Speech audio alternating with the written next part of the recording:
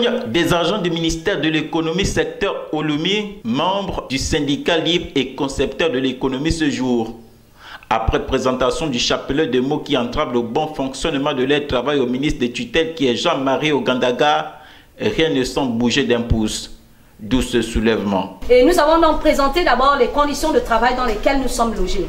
Par la suite, nous avons présenté la situation des agents en cours d'intégration, c'est-à-dire les situations administratives. Et nous avons présenté par la suite le problème de la prime versée aux services centraux.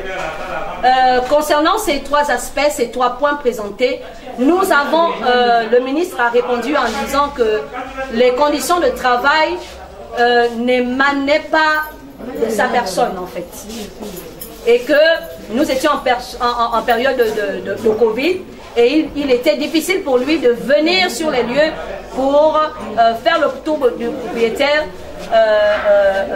concernant les agents du périmètre Olomie. Le maintien des grèves est à la base de toutes les difficultés de paiement que nous rencontrons actuellement, et il a demandé que nous mettions de l'eau dans notre vin. Ce que nous avons reçu et compris, mais l'Assemblée générale étant souveraine, le dernier mot revient à la base. Lorsque nous avons convoqué cette Assemblée générale afin de refaire le rendu à la dite base, et c'est la base qui prendra une décision définitive. Si la base est pour le maintien de la grève, malheureusement la grève continuera, et si la base est pour une levée de la grève, celle-ci sera levée, ou du moins sera suspendue, le temps d'observer les promesses qui ont été faites par monsieur le ministre, parce que monsieur le ministre nous a fait des promesses, notamment avec le dépôt des cahiers de charges qui seront déposés incessamment au secrétariat général pour un début de sortie de crise.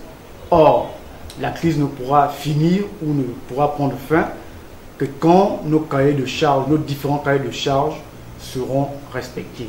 Durcissement de leur grève il y a quelques jours, les agents du ministère de l'économie ne sollicitent que le nécessaire. La régularisation des situations administratives en reclassant sinon en intégrant certains d'entre eux, non sans passer par l'amélioration du cadre de travail pour que cette hache de guerre soit enfin levée.